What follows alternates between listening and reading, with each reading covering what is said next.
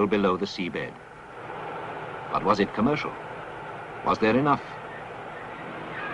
After 2 more years of drilling and probing, the answer was yes. Not only that, but very soon the land-based company announced that they too had found oil in plenty. Abu Dhabi had struck it rich. In 1962, a tanker took on the first cargo of crude oil from Das Island. Abu Dhabi was in business. Abu Dhabi had joined the club of the oil-rich Middle East. 27 years had passed since the first concession to explore was granted. Tens of millions of pounds had been spent to develop the offshore field alone. With wells flowing on land and sea, Abu Dhabi suddenly found itself with the riches needed to turn dreams into reality. One long-cherished ambition was to unearth the ancient civilization that had existed in this part of the world. This great stone slab attested to it, chosen by some unknown artist 5,000 years ago for his carving of deer. Deer in Arabic is Dhabi, Abu Dhabi, the land of deer.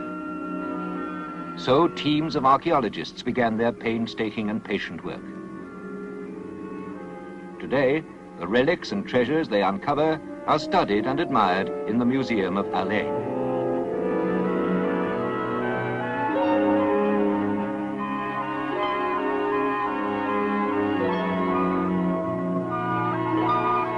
But for Abu Dhabi, the riches of archaeology were like one grain of sand in the desert when compared with the gigantic fortune that was now gushing from oil.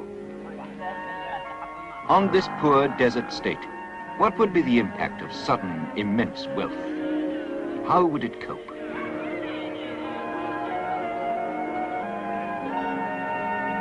History provided the answer.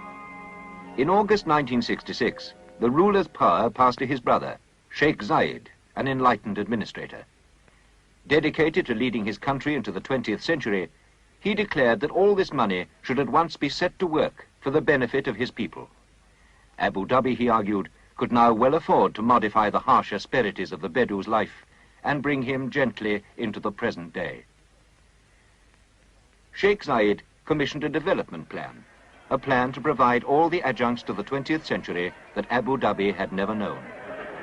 A state hospital, housing, schools, roads and motorways, drainage, an airport, a harbour. At that time, Abu Dhabi had none of these essential services. No wharves, no warehouses, and coastal waters so shallow that visiting ships were obliged to anchor up to 8 miles offshore. So a fleet of dhows and barges was assembled, and from them mountains of materials were dumped onto the beach. And then it all started to happen.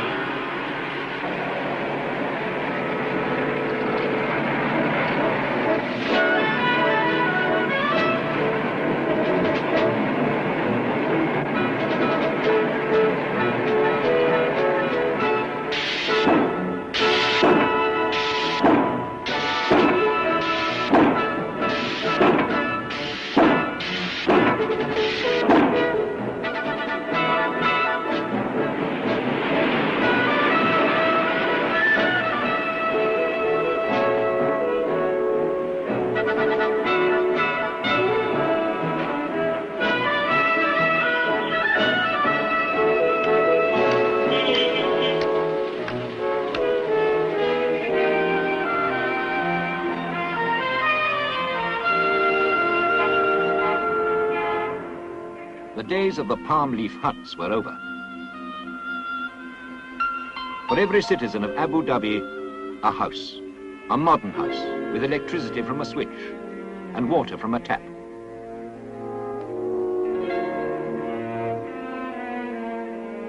Here, in a place isolated for centuries from everything that lay beyond the desert, the contemporary world surges in. A harbour with a 4.5-mile dredged channel and quaysides where ships from all over the world can discharge and load.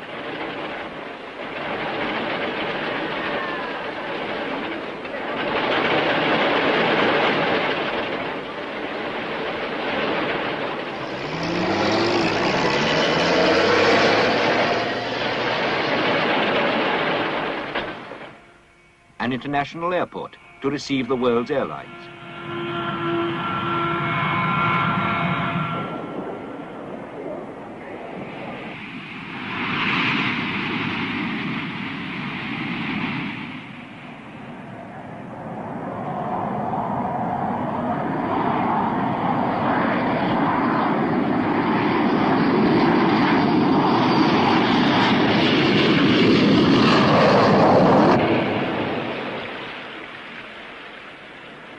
Dual carriage roads and broad boulevards for a modern Abu Dhabi town. A town planned for growth and expansion.